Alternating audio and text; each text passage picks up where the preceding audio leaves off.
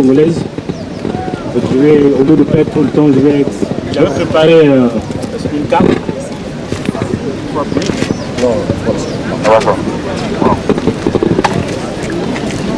Allô, bon, donc je disais que l'usine hydraulique de Mkoukoulou est le fruit de la coopération sino-congolaise.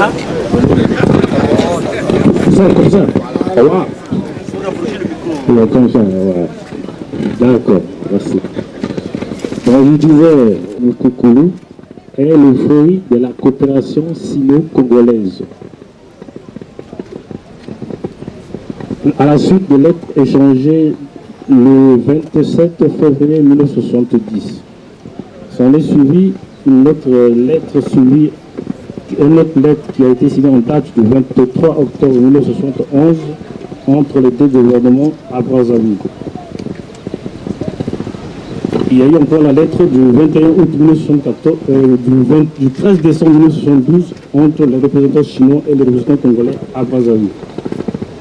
Ensuite, à la date du 21 octobre 1974, ouverture effective du chantier de construction du barrage hydroélectrique de Mkoukoulou.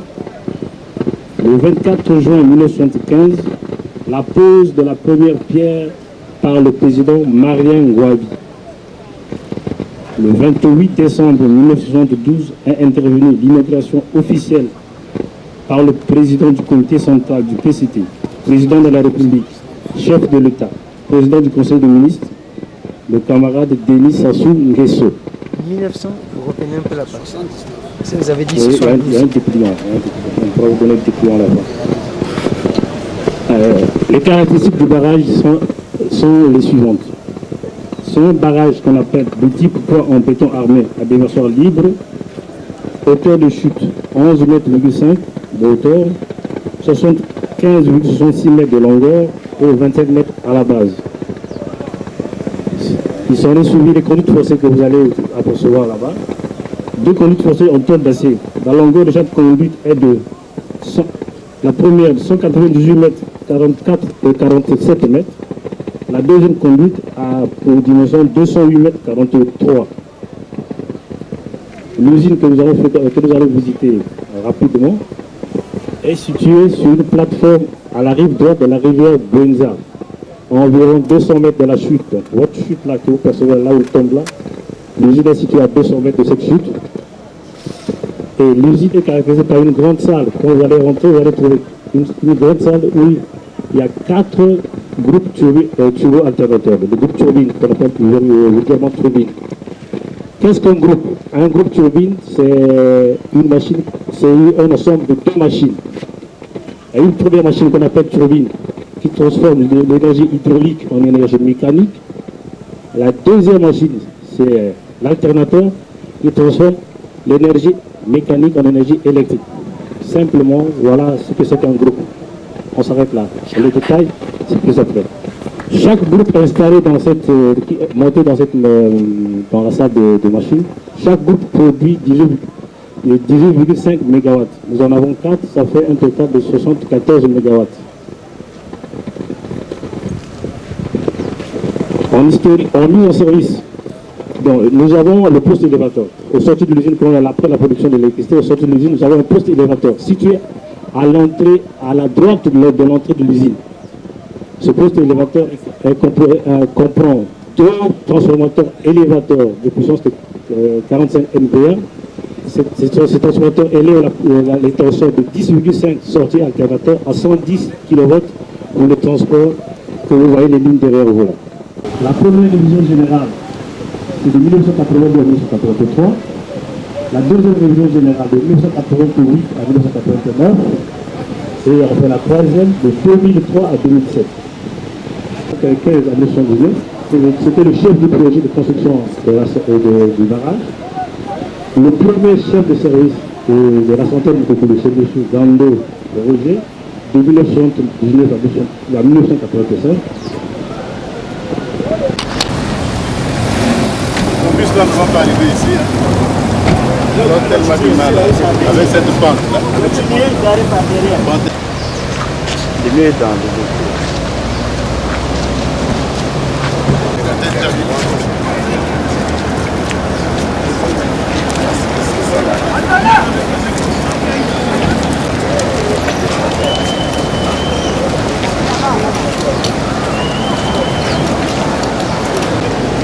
Continuez un peu.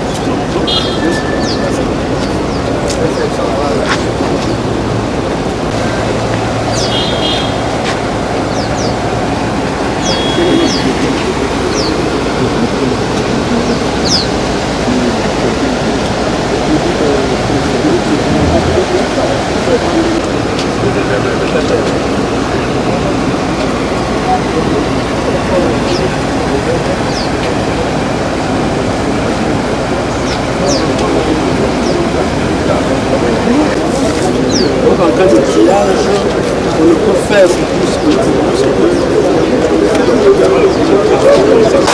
Oh, c'est à l'intérieur là-bas, ici, c'est pas ceci. C'est là à l'intérieur là. Il y a des plaques là où c'est comme ça. Et on fait comme ça. C'est comme ça.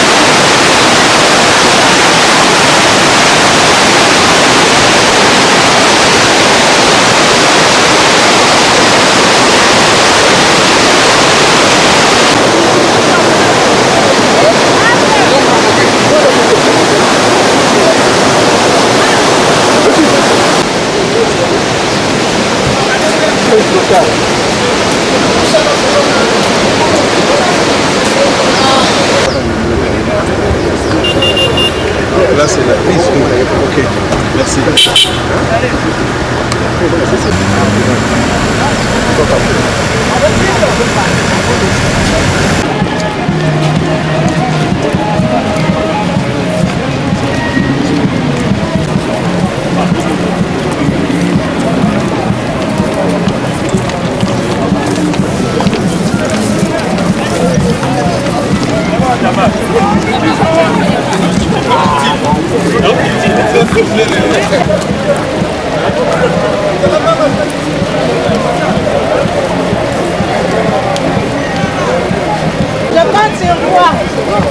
Oh, mwana wende, aruse.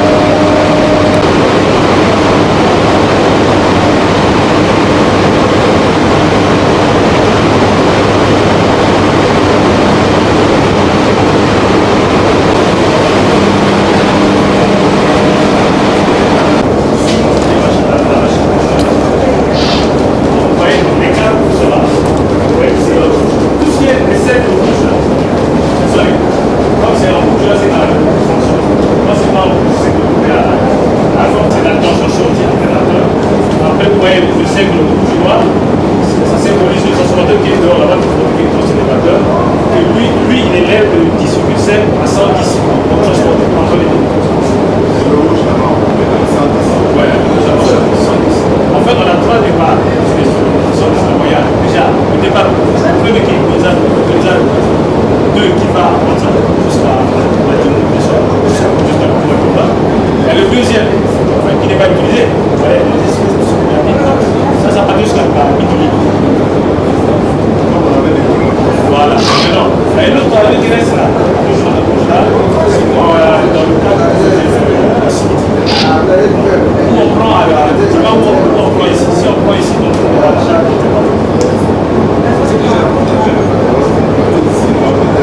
Donc on clique seulement là.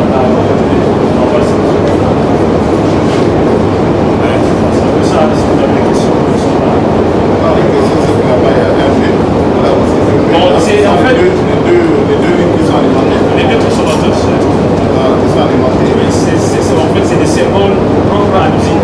Dans les Chinois ont reçu pour faire. C'est symbolisé certains équipements dans la dernière de ces symboles. Mais ça va en fait.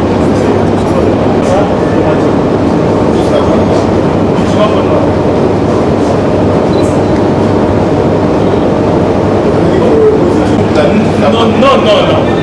Quand on quitte à partir de l'ultima, si l'ultima, ce que nous appelons dans notre jargon, si nous sommes déconnectés à partir de l'ultima, la consommation de la Gonza et du Yari, c'est 10 MW. Donc là, le groupe peut s'en occuper de la consommation de son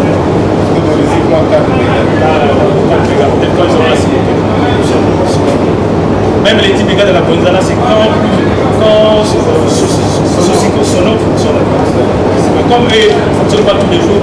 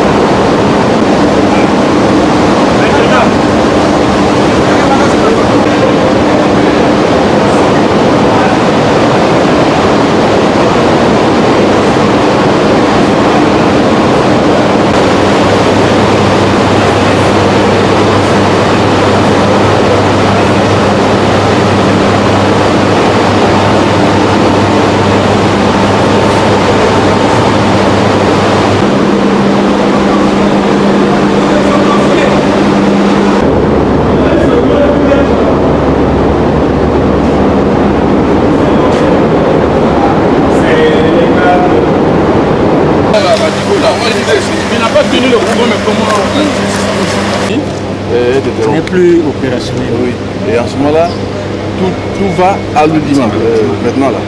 Oui. Et c'est surplus, ça où c'est cette partie qui devait aller à Mingouli. Là. Oui, effectivement, quand maintenant toute la charge, alors les transformateurs ont des problèmes. Or, quand il y avait une partie, passait directement à Mingouli. Est-ce qu'on va dire qu'aujourd'hui la centrale électrique de Mukukulu est en bonne et parfaite santé? Bon, parfaite santé. Puisque les quatre turbines tournent. Hein? Excusez-moi, vous pouvez répondre. Sauf que pour les techniciens, la centrale n'est pas en bonne santé parce qu'on n'a pas de pièces de rechange. Il n'y a plus de pièces de rechange. Je vais vous donner l'exemple du groupe, par exemple, numéro 2, qui ne peut pas être chargé au maxi. Parce qu'il lui reste seulement un contrôleur d'excitation.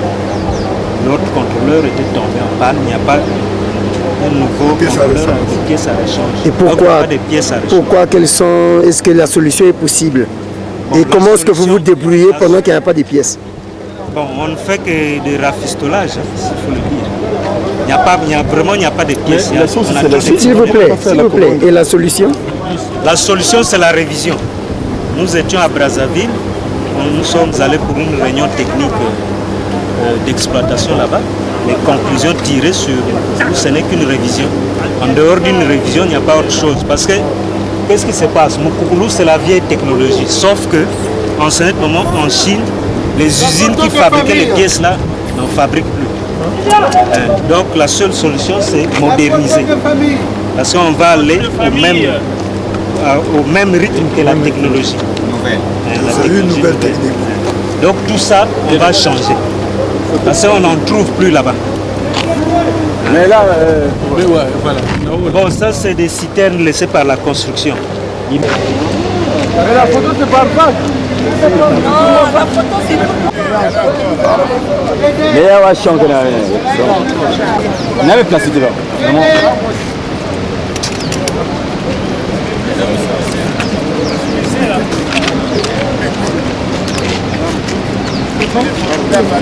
Oxybeng Tama, paysage c'est un manine.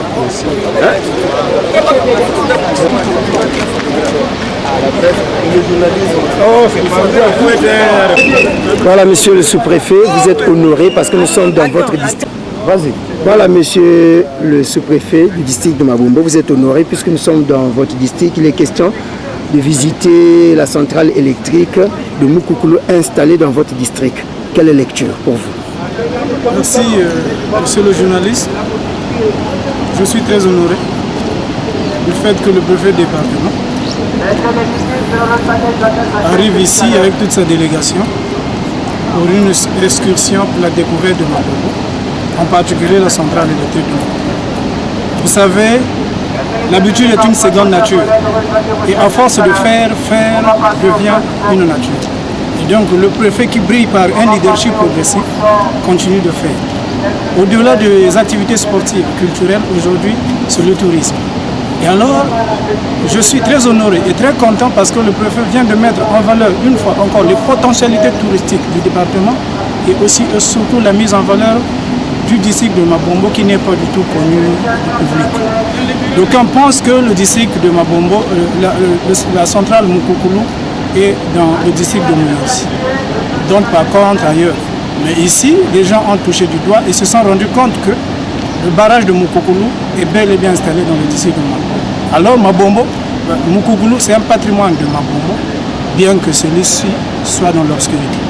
Et donc tomber dans la situation du roi Léar, comme disait Théodore Wiesermann dans son ouvrage intitulé Le problème de l'histoire de la philosophie, que Mabombo est tombé dans la situation du roi Léar, jeté sur le pavé par ses propres filles, après qu'il aurait partagé tous ses biens. Parce que Mabombo qui distribue le courant se trouve dans l'obscurité.